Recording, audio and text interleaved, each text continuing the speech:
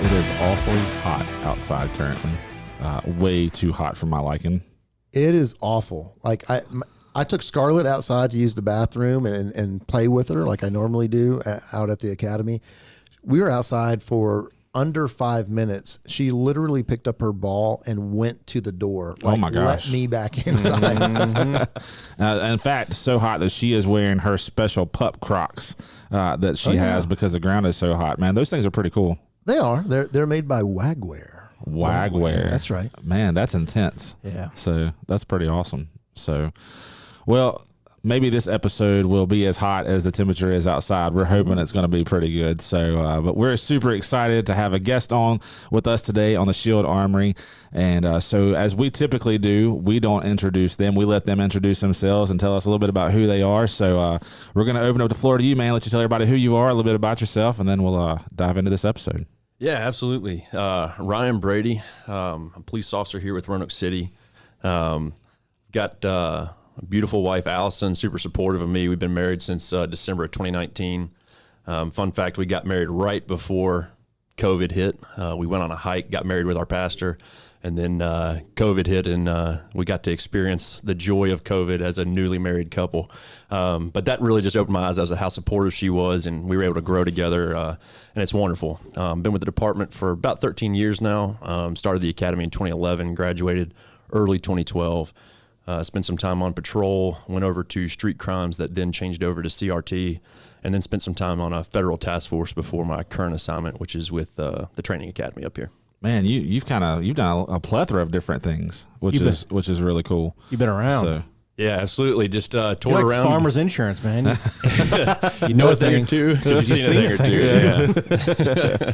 And so that probably means you've seen some things change over time too. You've probably seen a lot of things happen in your tenure. Absolutely, and kind of one of the favorite stories I tell recruits here too, because as you go through law enforcement, you guys know it changes daily. Yep. The problems we have to address, the problems our community faces that we have to adapt to.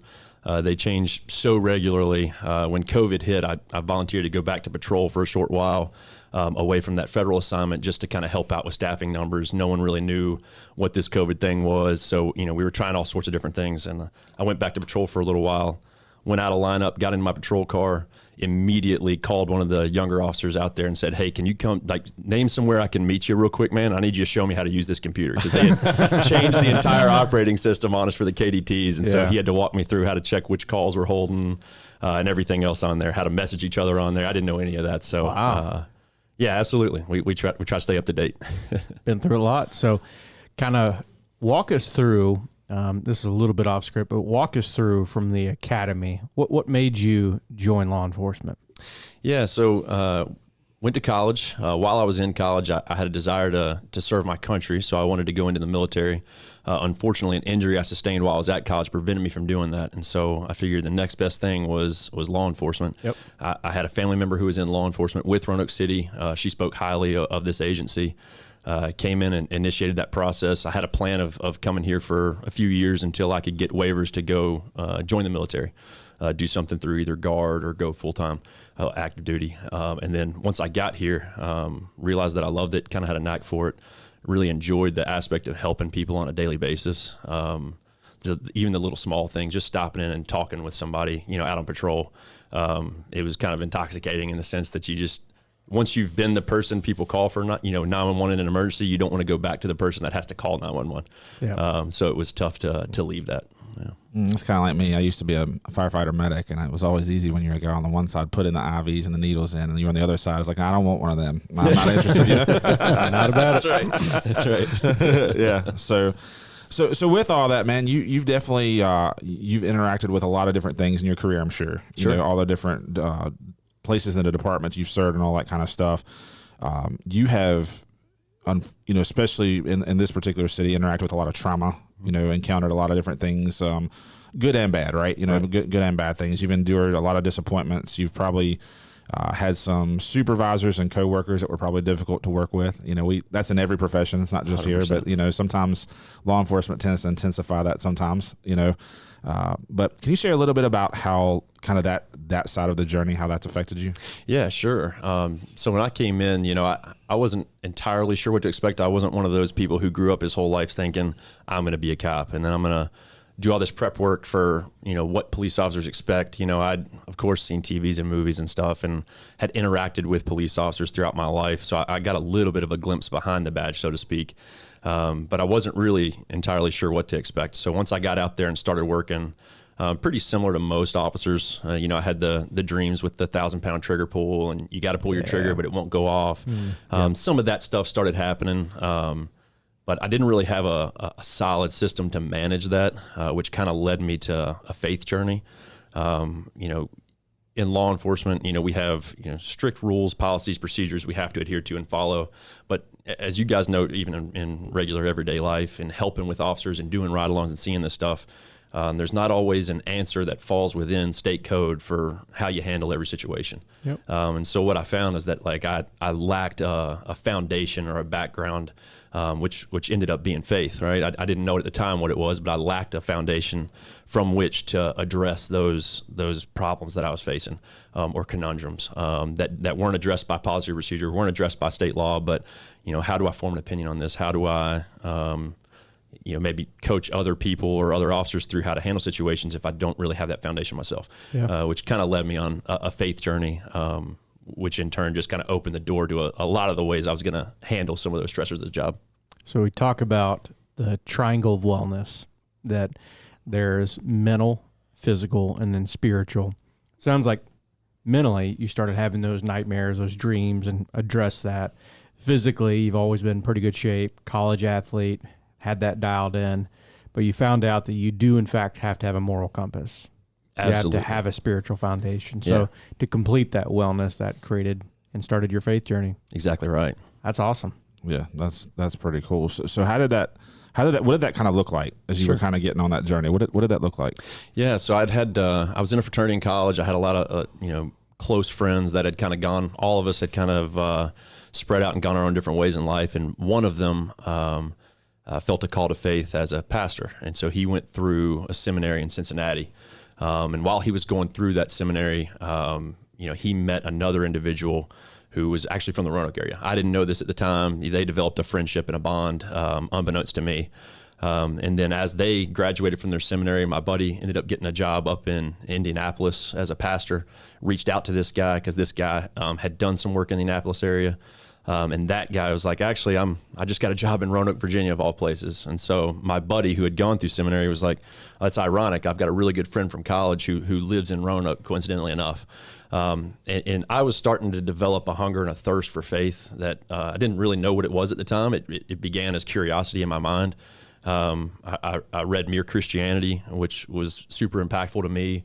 I started listening to my buddy's sermons online, which was really the only exposure I had because I wasn't attending church regularly. I wasn't listening to the word. I wasn't reading the Bible. And so I was just listening to those. And he kind of picked up a little bit on the fact that I had a hunger or thirst for that knowledge, right? And so it all culminated. We talked about the dreams with the 1,000-pound trigger and all this. I had a dream one night, and I was on patrol. I could drive to the building that was in my dream because it was a real building. I had been there before for calls, and I was there for some type of call. I showed up. I was in uniform as a police officer in my dream. I opened the door, talking to the guy that was there, and he said, "Do you know God?" And I said, "Yeah, I think." And he goes, "No, you would know." I was like, "Oh," and in the dream, he said, "It feels like this." And my entire dream went milk white. My hair stood up on my arms, and it was the most euphoric feeling I've ever felt in my life. And from that day, I was like, I will spend the rest of my life chasing God, 100%. Wow. Started attending church with Pastor Seth over at New Hope. He's the one who met my buddy in seminary and came down as a pastor here. And That's crazy. Been on that journey ever since. Wow. I don't actually think I've heard that part of the story. Mm-hmm. Absolutely. That's like a Saul to Paul experience. It was, I've never been more convicted of anything in my life when I woke up from that dream to immediately make a 180-degree change and chase something. So Yeah. Wow. That's awesome. Yep. That is way cool. Yeah. Man, that is awesome. Certainly makes a chaplain heart feel good. Yeah. That God stepped into your life. You clearly acknowledged it and said, Roger up. And Sure. you made a change. And it hasn't always been perfect, right? Yeah. We all fall short, and I try every day. But it opened up a pathway for me to handle the rigors of the job in a way that I feel like has been healthy for me. Ever since then, things that have happened or whatever. Of course, everything's relative. Trauma's relative to everybody. So something that may seem menial to one person may be absolutely life-shattering to someone else. But it's really that faith journey is what kind of kicked off my mindset of how I approached things that would happen in work and life and so on and so forth. That's a lot of the reason why you're here today. Absolutely. For us, kind of somewhat on the outside, we get to share a facility with you on a constant basis, get to see you interacting with students. We have seen your hunger and thirst for the Lord. Mm-hmm. We have seen that growth that, hey, I'm convicted by this. I'm going to level up. I'm going to deal with it. And that's so cool for us to see. You're knocking down those objectives and working through it. But one of the things that I think we have seen very consistently is that despite the environment, you were typically positive. Mm-hmm. That is not normal for law enforcement. In some regards, you stick out like a sore thumb. Sure. In a good way. I've been told that before. Yeah. And it's not just because you're tall. Yeah, it's not always in context to how I handle things. I think we have seen a plethora of examples. Now, there's people that fake it, and it's chintzy, it's not real, it's not authentic. Authentically, you make a choice to live on the positive side of that spectrum. Mm-hmm. Mm-hmm. And we wanted to just press into that because that is not normal. And I think it could help some guys because seems like you've walked in their moccasins, you understand the negativity, and you're choosing to do something different with it. Sure. Yeah. So for me, it was always just when I started the academy, we had an instructor and he kind of really instilled in us positive mental attitude. So it started with that. I didn't always handle things as well as I do now. It's certainly been a growth and it's and I'll get into this in a minute, but it's a skill that you have to hone. And I practice it all the time. And I encourage others to do the same. I'm not always really good at it. So by no means am I some like subject matter expert on this, but if I can share the way that the mindset that I use and help anybody, I really hope it has that effect. But it started as that positive mental attitude because to me, that was always the one thing that no one can ever take away from you because it lives between your ears. So no matter what people say or do to you, whatever happens to you in life, whatever or conflicts you have, whatever bad situation you feel you may be in, your attitude about how you address that is the one thing that no one can ever take from you. It's not a tangible thing that someone can reach in and grab. It's a mindset of how you look at the things in front of you. And really what that manifested in ultimately was gratitude. And I think what really opened my eyes to that initially was the beginning of that faith journey, right? You know, I'd sat down with my pastor prior to getting baptized and stuff, and we had talked about things, read through numerous scripture, just discussing kind of the choice I had at hand and what I was going to do. And one of the scriptures, and I'll read it here, I wrote it down, is Romans 6:23, the wages of sin is death, but the free gift of God is eternal life in Christ Jesus our Lord. And that, to me, that unlocked some other things that I had learned kind of secularly about gratitude was, you know, when we think about gratitude, a lot of times it's something we've been giving that we maybe didn't earn or that we didn't pay for. And that's the ultimate gift, right? That's the ultimate thing that was given to us. Mm-hmm. And so looking at it through that lens of gratitude, I was like, what else can I look at through this lens? And so gratitude became more of a lens than just a practice. So instead of just like, I'm thankful for my wife, I'm thankful for my dog, I'm thankful for this meal that my wife cooked, or the roof over my head when it's raining outside. And that's great stuff to do, but I started to really kind of use gratitude as a lens, if that makes sense. Yeah, kind of what you're saying is, so those things are good. I mean, those are blessings and you're noting them. Sure. But what you're saying is based on that foundation of Scripture, you've developed what we call a worldview, a way in which you interact with the world. You have chose to use Scripture as part of your worldview. Absolutely. And it's like I said, like that gratitude that came from it was just like an ember falling into, dry twigs, and it was from there it just caught on. And so it's kind of like if I said, hey, be on the lookout for a white Kia. All of a sudden you see Kias everywhere, right?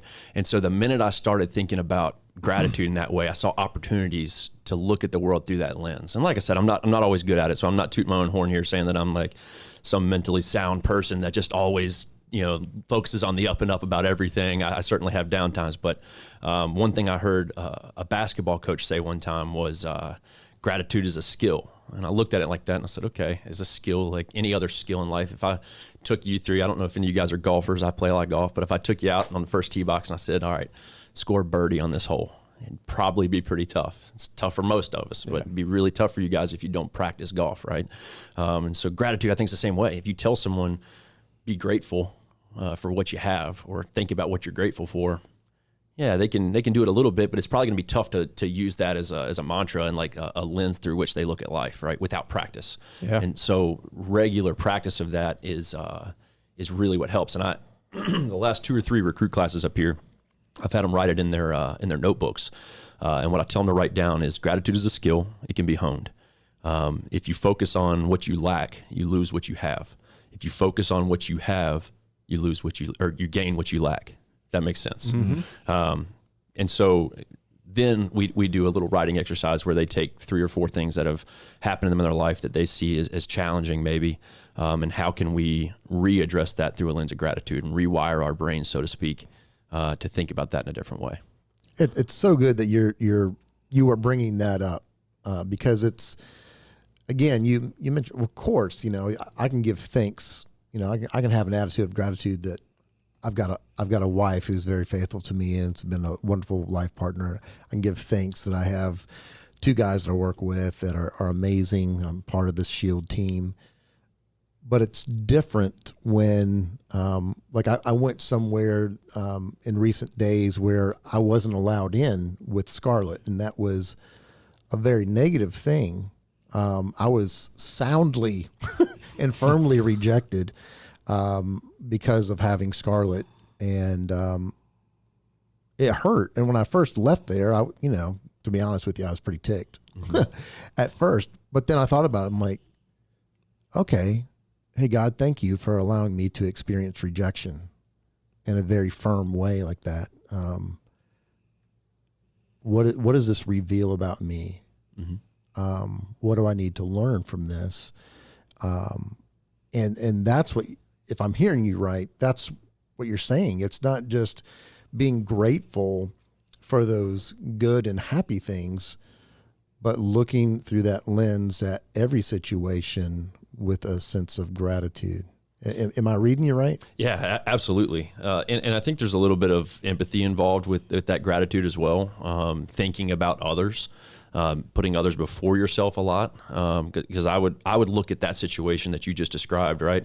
And I would think to myself, it stinks that happened, right? But maybe you going through that helps that place that maybe denied you entry there a chance to refine their process, so that maybe somebody that's having a really bad time, or they've got a service dog because of a lot of bad things that are happening in their life, and that's the way they get through life. Maybe that refined process helps someone else since you went through it. Does that make sense? Absolutely. Wow. That is what you do every day in life, which is why you're here today. 100%. 100%. That, my friends, was Exhibit A. Yeah. Well, So- and I love the point that all of this is pushing to. Not only the most important fact is the foundation that it all comes from is obviously the most important thing, but the fact that that I know that the 3 of us tell officers on a regular basis, this process that you are living out is a choice. Absolutely. Like you could live in the negativity. You could live in the situation that Darren and Scarlett just got rejected, and just live in the fact that just sucks. Mm-hmm. Because you call it what it is. That's what we tell officers all the time. We're going to call something bad, whatever it is, but we don't have to stay there. And that's a complete 100% personal choice that you don't have to stay in that. Absolutely. Yeah, exactly right. What would you say to an officer? Put you on the spot a little bit. Yeah. Because what I hear you saying is that the whole reason why you are the way you are is because of your spiritual foundation. Sure. And arguably, we all have cracks in that, and we're trying to shore those up. Mm-hmm. But we have consistently seen you go back to that and choose to be positive. What would you say to an officer that doesn't have a faith foundation? Yeah, I would say that it's going to be really tough for you to move forward without that. I think you're gonna have really good times where you feel like you got it all figured out, and then you're gonna have times where the realization that you don't have everything figured out is going to slap you in the face. And I know because I lived that. I had times where I knew everything and I had unlocked it and I was good to go, and then something would happen outside of my control, and that would slap me in the face, and I would have absolutely no way of managing that and mitigating it. So I don't say everyone has to like mandated follow my faith exactly, right? I certainly spread the good news of Jesus to everyone I can, and hope that everyone will come to that light. But I would say that if you do not have any faith foundation at all, explore that. Leave yourself open to it. Be hungry, be thirsty, and develop your foundation. That would be my recommendation. Awesome. Yeah. We recommend that as well, as you can imagine. yeah, you guys do. But it does come different from an officer. Sure. So from not having a faith background, not having that, and arriving and going, there's a God-shaped hole in my heart, and I keep trying to fit stuff in it, and it don't work. That's a good recommendation. So thank you. Absolutely, yes. This our first season of the Shield Armory, we had a couple of episodes on the topic of negativity, and then that's part of, you have to deal with the ugly side before you can talk about the good side. You got to realize there's a problem before you can find the solution, right? And that's what we always say. And so obviously in your life of living a life of gratitude, you've also got to be able to deal with the negativity that comes in. So let me just ask you, and just being real, you know, how does the negativity affect you? Because obviously when you're at work, you're Ryan Brady, the police officer. When you're home, your husband, dad, all the different roles, whatever it is, the roles that you feel in your life, whatever that looks like within your circle at home, how does that stuff affect you? How do you draw those lines, and how does that affect you in those two different worlds? Sure. Yeah. So negativity specifically, the kind of the mantra I go by with that is just that if you're not a part of a solution, you shouldn't complain about a problem. And I tell the recruit classes that, like, if you talk to any recruit classes come out since I've been here, I've probably mentioned that to them right before graduation. I tell other officers that too. It's just that, like, things might be negative. People around you might be negative. Doesn't mean you have to be. It doesn't look cool to buy into that stuff. To me, if you're not a part of some solution, if you're not doing anything to address that problem, what right do you have to complain? And so if I see an officer out there and they're really busting it, trying to fix either a morale issue or they're getting their platoon together, they're trying to do stuff, and they complain a little bit, understandable. I get it. Yeah. Sometimes we lean on those around us to accomplish the mission. That's what we do as police every day. And so some of that might be a little bit of a cry for help. But I would encourage everyone, before they think about being super negative about something, start thinking of some solutions. I think that would help greatly. And then that attitude of and that mindset of gratitude, bring that into play as well. Like, think of the things that you're thankful for. Think of everything through a lens of gratitude, not the opportunities we want, but what opportunities do we have? Because you're not always going to get the opportunities you want. But if you focus on the opportunities you have and you move forward in that direction, that's when great things can happen, right? Yeah. In hearing you talk, two questions. What is the root of negativity with law enforcement? I'm aware that other people in life, despite their occupation, can be negative. However, law enforcement has a specific degree of negativity that far surpasses most things. What's the root of that question? Yeah, that's a good question. Thinking about the root of the negativity in law enforcement, I think a lot of it has to do with the fact that we all get into this job because we want to help people. We want to be helpers. In that you get a lot of type A personalities who are willing to grab the bull by the horn, so to speak, and take charge and try to solve a problem.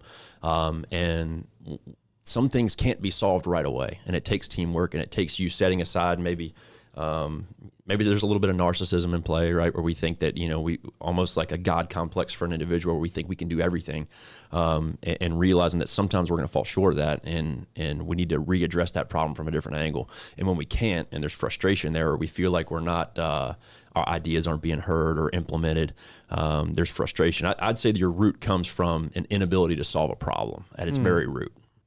So every call for service that you go on, you can't ultimately solve and fix and never mess with it again. Right. Wow. So I just recently rode with an officer, and we were having a conversation about a call that had happened like 4 nights prior to this night that I was riding with him.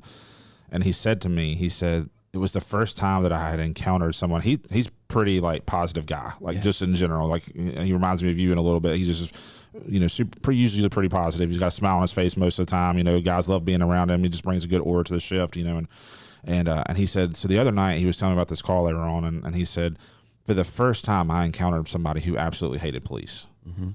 And he said, man, it just flipped a switch in my brain all of a sudden. He said, because I felt so great about all of this until I finally encountered somebody that genuinely, and he told us he was going to whoop every one of us. And there was a lot of choice words in there that he said, in the process, but he said, I felt really good about everything until that encounter. And he said, so now I'm struggling with the reality of like, my mind was in a different place before that. Mm-hmm. And so now I'm trying to figure out like, how do I not go down that rabbit trail of that now that I've experienced that? What would you say to a guy like that went through that? Because I mean, this just happened last week. Sure. So. Yeah. I would say if we're looking at it through the lens of gratitude, like we talked about, right? Like I would be grateful for that experience. It may seem frustrating. Like, man, it really stinks I had to deal with that. And like, this guy really hates police and I feel like there's not a solution to this problem. But I'd be grateful because if we're not challenged at work, then we kind of fall into this sense of false security, right? Or complacency, as we say in law enforcement a lot. And so by running into that, and if like you said that just first time he's experienced that, right? Yep. So now, like, I'm grateful for the opportunity that now I can think of a way that I can combat that in the future. And I don't have the answer as to how you deal with somebody like that because we all may differ in the way that we approach it. And the way I handle it may be incorrect or may not be the same as somebody could do it way better than me. They've got a knowledge set or past experiences that I don't have. But I would say look at that as an opportunity to grow in your career because this is a profession. And I tell everyone that comes through the doors here, this is not a job. This is a profession. Like you should every day wake up, how can I get better at this profession? I'm not here to clock in, take a couple reports, clock out and be done. I want to grow, right? I want to be, and really we should look at it that way because we want to be the best we can be for our communities. That's who we are. We're community members who step up, put on a badge, wear a gun with the trust of the community to enforce laws and keep safety, public safety. And so I should get better at this job. Like I shouldn't fall complacent, whether it's in regarding officer safety or whether it's regarding my career. And so I would look at that and say, man, like how blessed am I to have an opportunity to meet someone like that to where now I'm prepared or at least a little more prepared for the next time I meet someone like that. Wow, man. I'm probably going to listen to this episode like 10 times after it comes out. Yeah. People hear it. So I'm going to be honest. I tell you, I wish you were there about 6 or 8 years ago. For the first time ever, I had that happen to me. Mm-hmm. Talking about the officer, the negativity, the community not liking you. I, too, have a fire and EMS background. And so typically, you like your firefighters. They come and help, right? Yeah. We get to sleep while we work and some other cool stuff. Law enforcement, not so much. Uh-huh. And I was riding with Roanoke City and had chaplain uniform on. And I remember exactly where we were standing, and there was a pretty rough call for service, so I had chose to play with the kids, kind of get them distracted from that. I was out in the front yard, and a mom from across the street came over and said, "We don't play with them," and grabbed all the kids up and took them into the house.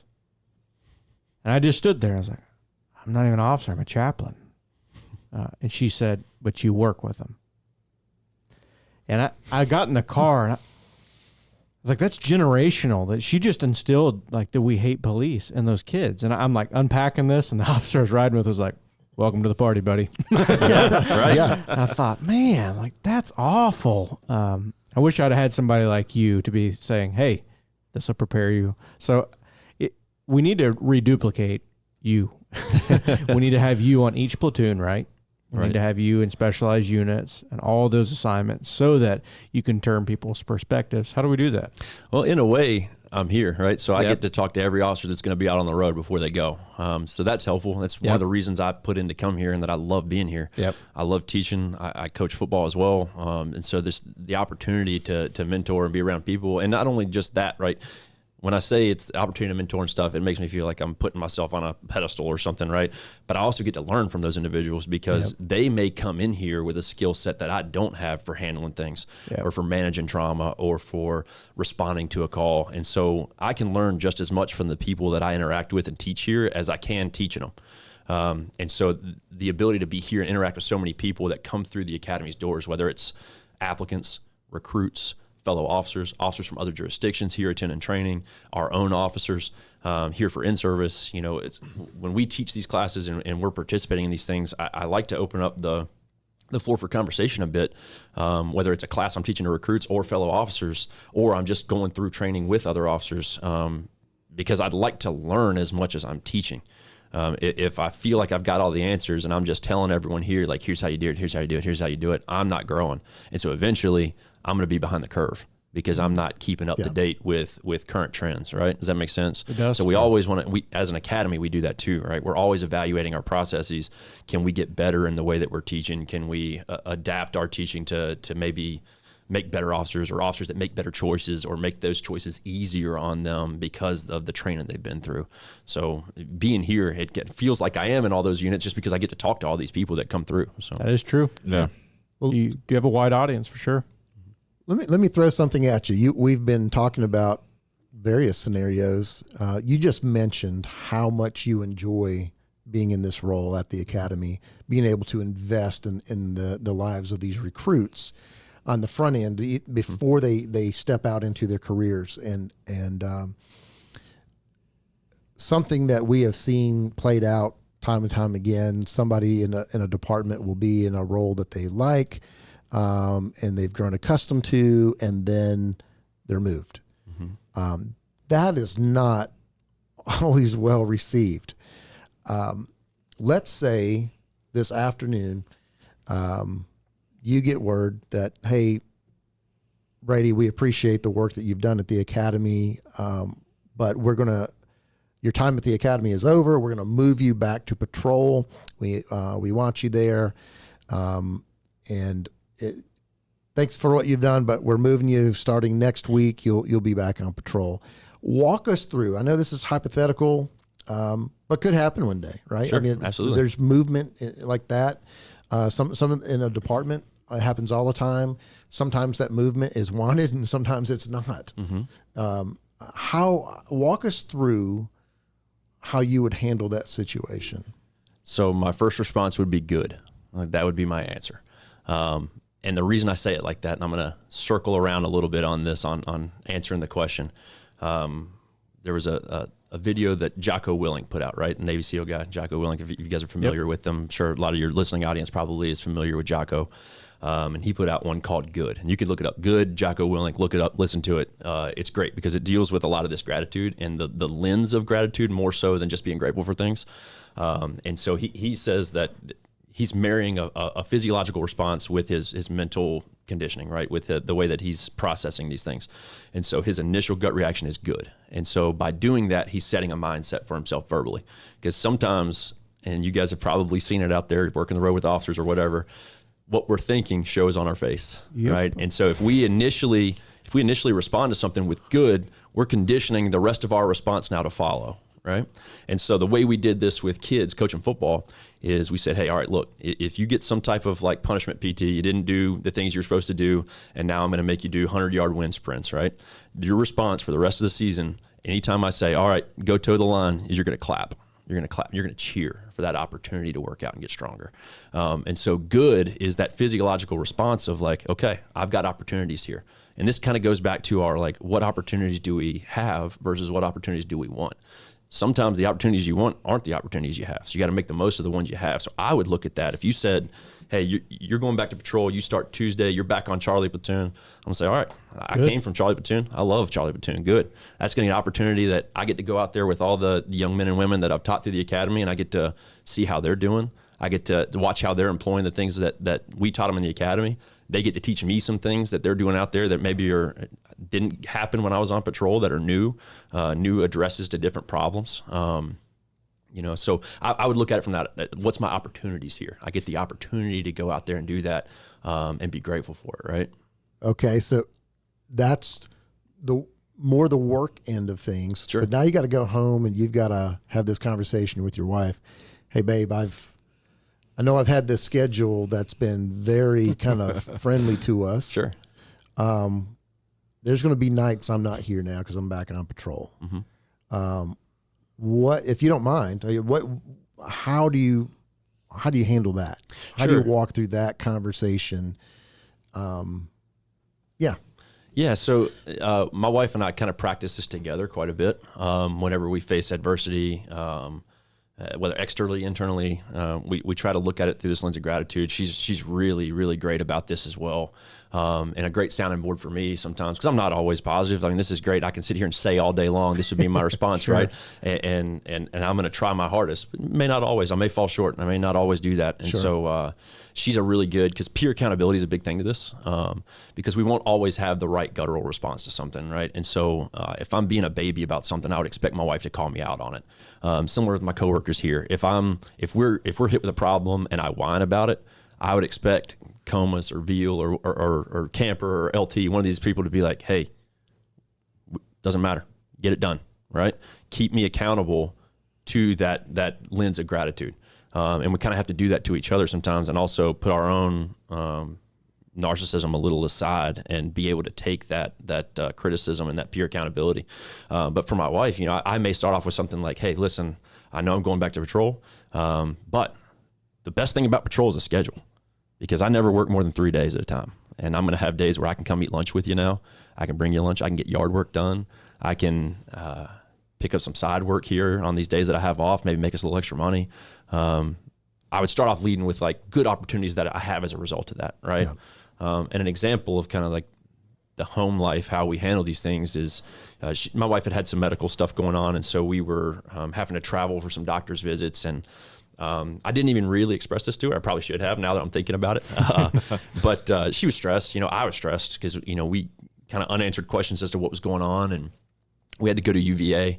And as we're traveling down there, I'm thinking in my head, like, this is unpleasant. This is not great that we have to do this, but like, what a blessing I have in this. Like, we were joking around about, we had to travel through Crozet, which is really nice out there around Charlottesville area, a lot of big houses and farmland and stuff. And we're over here. Yeah, we're over here just spitfiring back and forth, dreaming about what we'd do if we had a farm like that or land like that. And it was a really cool mental exercise for us to kind of grow together a little bit about like envisioning ourselves in this situation where we have a farm and all this land and can enjoy each other and the land. And I was really grateful for that. And so even though that was a negative thing that we had to go take care of and do, the positive that came from that, I was grateful for that moment. Had my wife not be dealing with this stuff, never would have had that moment with my wife. I'd have been here all day, been dealing with whatever, things come up at the academy on a daily basis, and I never would have had that opportunity with my wife. That I'll probably remember that forever, because it was just a really awesome time, and I loved it. So looking at it through that lens also helps at home. So just out of sheer curiosity, this has nothing to do with the podcast. Did you spot Dwayne "The Rock" Johnson's farm when you were up there? Because supposedly he's got a horse farm up in Charlottesville.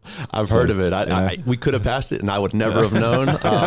Maybe if Dwayne listens to this, man, invite me up. I'd love to know if that was one of the ones where my wife and I were dreaming about. Yeah. So I've got a question based off of everything we've talked about today. This was not on our outline, but it's just something as we've been talking. So there's a good number of officers that listen to this podcast throughout the Roanoke Valley and beyond, and so I'm curious, like, if an officer's listening to this today and they're thinking, man, I hear what he's saying, and I would love, I don't even know where to start. Like, how do I even begin, like, trying to get my mind changed over to that kind of mindset? What would you say to an officer that said, man, can you, if an officer walked up to you face to face and said, Brady, how do I do this, man? Like, where do I begin? What would you tell them? I would tell them to start with that mental conditioning, right, of that physiological response, good, right, or clapping for PT. Come up with some type of physical response where it conditions the mindset, right? Now, it depends if that officer's in faith or not. If they're in faith, like, pray. And if you're not in faith, like, chase faith, because that's going to lay the groundwork for this, right? Yeah. I'm telling you now, it will come. Yeah. Like, if you meditate on any of this, you meditate in prayer, you read scripture, you think through, and really, really delve into what you're reading off the page there, and think about how it pertains to your life. This will naturally follow as a result, if you really buy in. If you're actually listening to hear and not listening to respond, and you really think about this, it'll follow suit. But I would start with one of those physiological responses. Like, anytime somebody says something to me or I get news that I'm not going to like, I'm going to start by just saying good. And that at least groomed them to where now I'm forcing myself to have a thought process because I've already opened my mouth. Because a lot of times that's what we do, right? We're listening to someone, we just want to respond real quick. Right. And so come up with whatever your response is going to be. Good, bring it, let's go. Whatever it is, like let that be your physiological response and let it start your mental conditioning. Turns out that's pretty biblical.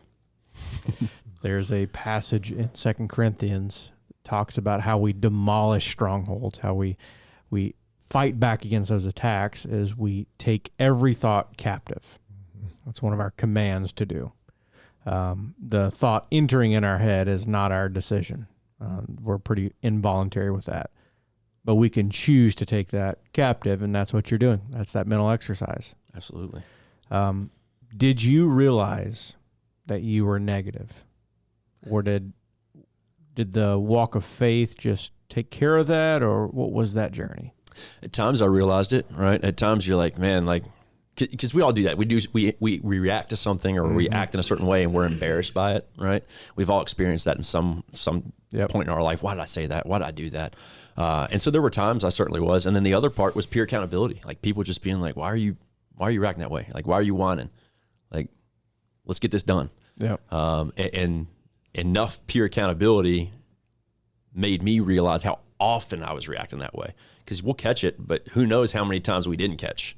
And some of that peer accountability comes into play. And maybe it's spousal accountability. Maybe your wife is like, man, you seem really stressed. You seem like you're kind of snapping back at me a little bit lately. You good? That can help us to identify some of that negativity that we don't know is manifesting, right? Yeah. Maybe we're dreading going to work a lot.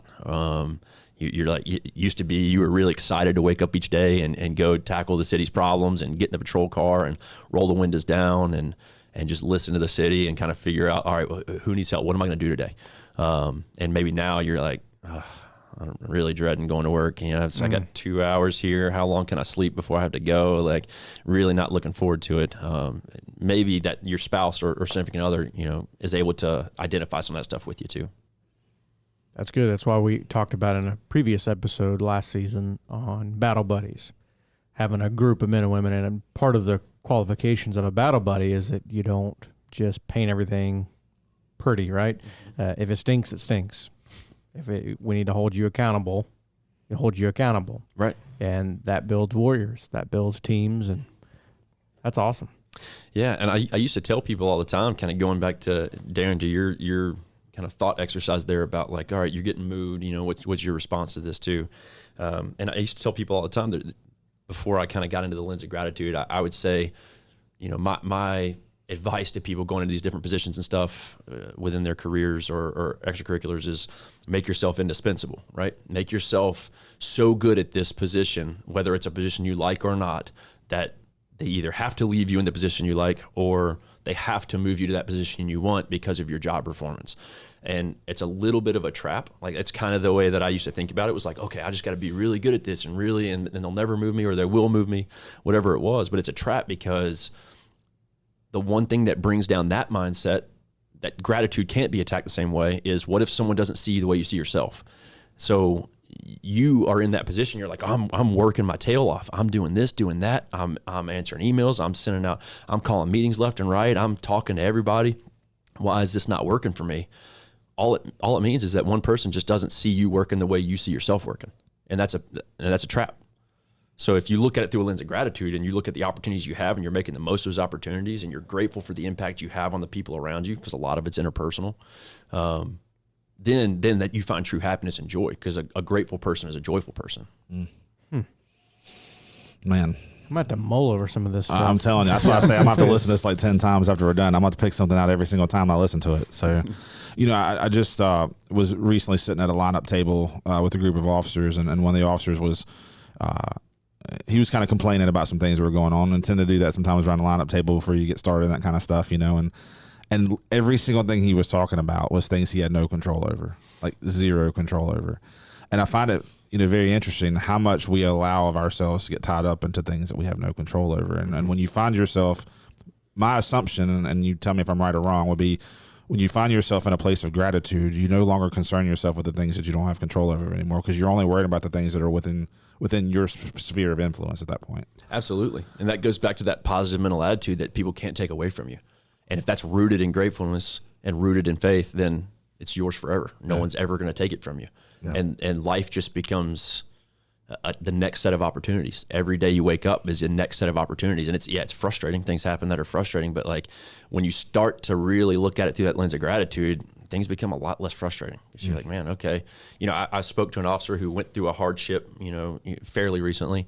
And I spoke to that officer and I said, hey, look, you know, I know this stinks that you're going through this. I know it's not ideal. And you're probably struggling with it, but think about this. It's a fairly newer officer. I was like, you know, you're going to have the opportunity now when you become an instructor and when you come to the academy to now impart your experience, because so much of human relation is through storytelling, right? Is you're going to have the ability to now relate to people through your story, through your testimony. Yeah. And that's going to be powerful because now you're going to maybe prepare someone else to deal with the thing you're dealing with. So as much as it stinks, if you look at it as like, I'm going through this because it's going to help someone else, now we're getting right back into why you even got into law enforcement, right? To help people. Yeah. That's so good. I you know, there's things, you know, I have 30 years experience in ministry now. And after my first 7 years in ministry, I was so beaten up and there were a lot of things that, were unfair that I endured. You know, there's probably some things too along the way that I probably didn't make always make the right decision or whatever. But there's a lot of unfairness towards me, things that I endured, and I wouldn't necessarily want to go through them again. But I am grateful that I endured those things and went through those things, and you know what God tells us in his words, that he'll take that very place of pain and he'll heal that and then use that to help us speak into the lives of others. And through the years, I've been able to, whether it be other ministers or whatnot, I've been able to help them walk through their own painful experiences, in part because of what I endured and went through. And, you know, I can't say that at the time I was going through it with the best attitude. I certainly wasn't going through looking at it at that time with that lens of gratitude. But as time, as healing came and as I continued forward, I don't know how many times I've been able to give thanks and just truly be grateful that I did go through those things so that I could be of a better help to someone else. Absolutely. I heard a speaker one time, he described it as exactly what you just described, but when he was asked a question, he gave it in a very brief statement. And then they asked, if you could tell the people here one thing today, if you could summarize it, what would it be? And he said, never waste a pain. Never waste a pain. And then they said, what do you mean? And he described it just like what you talked about. You go through something that you can't see the light at the end of the tunnel when that's happening, but years removed when you're able to, you never waste what you learned. You would never go through what you went through, but you would never give back what you learned. Absolutely. You know? So, you know, I thought that was pretty powerful, but it was exactly what you just described.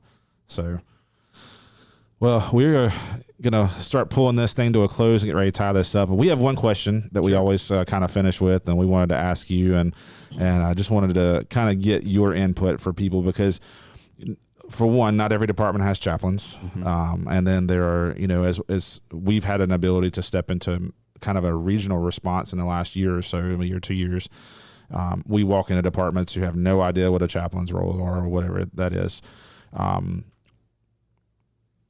How has SHIELD been an asset to you and to your fellow officers? And how, if you were to, if somebody from another department who has no experience with chaplains, if they come and say, is this even worth doing? Is this even worth these guys stepping into? What would you say? Man, you guys have been invaluable. And from the rooftops, I will shout it a million times. Anyone that I get a chance to talk to, I talk to about you guys at my church regularly. Just what you provide for officers is indispensable, right? Officers are struggling. They lack sometimes that foundation, and maybe they even have that foundation that I was talking about, right? But we're meant to be interpersonal and social and to do life together. And so you guys are able to, you know, maybe an officer doesn't go to church or go seek help, or you guys go to them And that's the powerful thing that you guys do, is because you guys don't sit back and wait for people to come to you. You're out there with your outreach. You're riding in cars with officers. You're just there.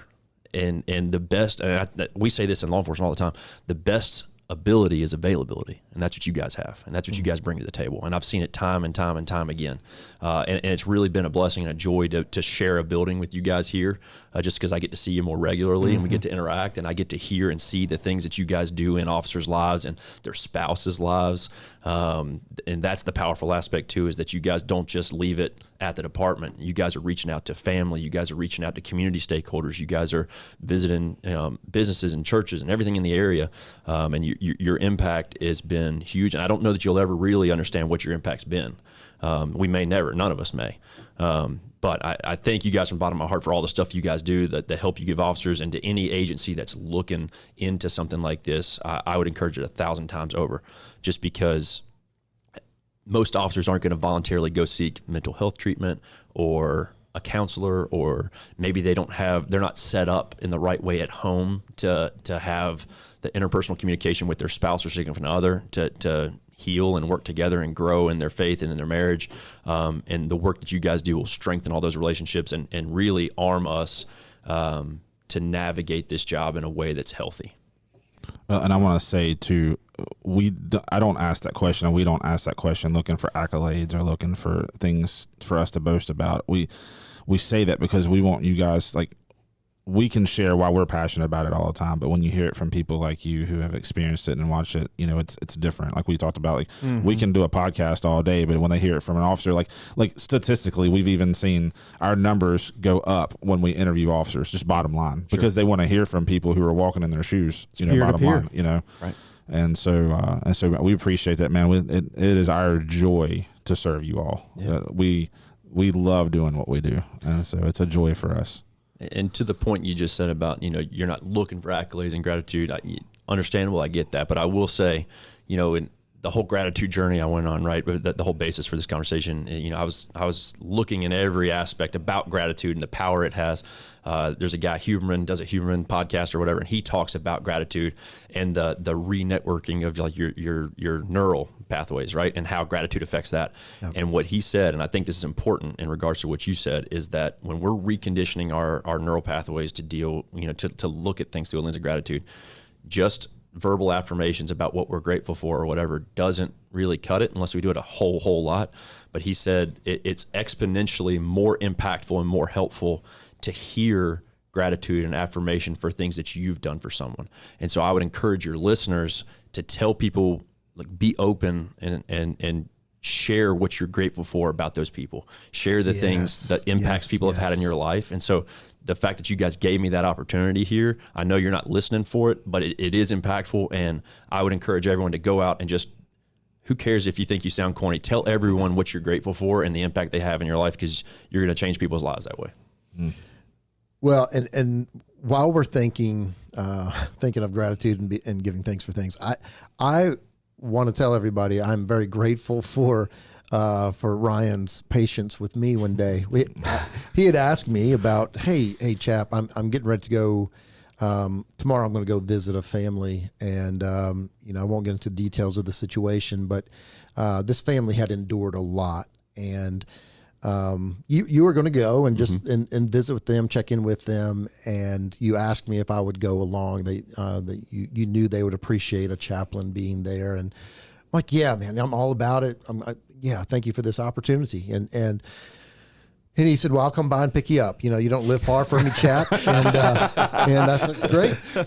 So I'm out back on my that next day on my rider mower, just working away, mowing grass. And my wife comes down and it's like, hey, there's somebody just pulled up in a truck out in front. And I was like, I looked up, I'm like, why is Brady here? and then it dawned on me, whoops. And I'm like, hey, I'm gonna need about 15 minutes. We're gonna make this real quick. If you give me 15 minutes, I'll get cleaned up and we'll go visit this family and go do some good work. Yes. But you were so chill about it. Honestly, if the situation would have been reversed, I probably would have been like, I mean, what a knucklehead! Like, you know, we just talked about this, like, you know, and I hate being late and all this kind of stuff, and you're just like, yeah, it's fine, no worries. And That's I'm right. like, Yeah. Brady said, "Good." wow. Yeah, good. Yeah. He's Glad he's late. That's right. Yeah. I did notice there's a couple dents in the dash. No, I'm totally going to get a couple of those signs Just you get kidding. like in the photo booth. I'm going to get for Darren, and then when things start to happen, I'm Good. going to hold it up. It just says good. So he can see it. So, well, man, seriously, from our heart, thank you for making time to come sit down with us. We really appreciate it a whole lot. I really feel like this is going to be a game changer for a lot of people. Awesome. I really do. And I'm super excited to hear about the kind of get prepared for the feedback we're going to get from this. I'm really excited about it. So thank you for making time. Really appreciate it. Thank you for living the way you do. Appreciate that. Even though I'm just starting to get to know you, like I've even noticed even in the building, just the way you carry yourself. It's just different, man. Yeah. And I appreciate that very much. So, Thank y'all for having me. Yeah. Absolutely. Absolutely. well, guys, it's been a great episode. And thank you all for listening in. We'll catch you back on the next episode of the Shield Armory. Thanks for spending time today with us on the Shield Armory. We hope this episode brought encouragement, insight, and a reminder that you're not alone out there.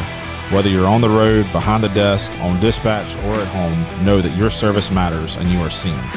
If this episode helped you in any way, share it with someone you feel it could be an encouragement to.